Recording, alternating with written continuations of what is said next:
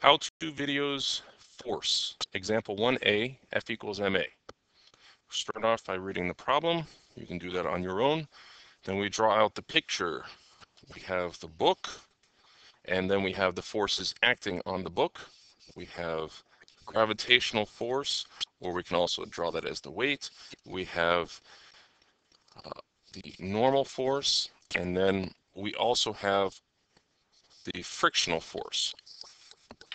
We can draw out the rest of the situation as this is the initial velocity, here's the final velocity. It's got some displacement on the x-axis, and then we also have some acceleration and showing it to the left. We need to list out our information, so we'd have the mass, the initial velocity, final velocity, acceleration, displacement, and time. Mass is going to be 1.9 kilograms. That was given to us up here. Then we have the initial velocity was given to us as 2.0 meters per second. Final velocity, well, it comes to a stop, so that's 0. Acceleration, I'm not sure.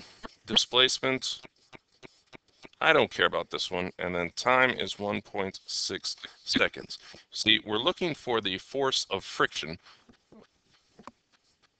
the frictional force. So even though force of friction, we say, oh, we'll use the fun equation. Well, we don't have mu, and we're not really in the situation to solve for mu. So the next step is simply to use the F equals ma.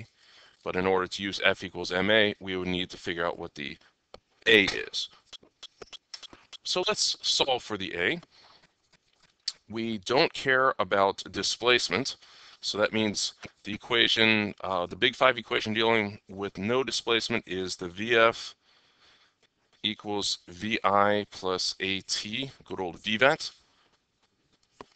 and that's 0. So we can rearrange this and say A is equal to negative VI divided by T, negative 2.0 meters per second divided by 1.6 seconds. Plug that in, tap, tap, negative 1.25 meters per second squared. Okay, so that is the acceleration. And then we can finally plug in to get the force. Force equals mass times acceleration. There's only one force going on the x-axis, and that would be friction. So we can even plug in the little subscripts if we'd like, but force of friction equals mass times acceleration, both of which we happen to have. So I will plug in. We have 1.9 kilograms as the mass, and then that's multiplied by negative 1.25 meters per second squared as the acceleration. Tapping into our calculators,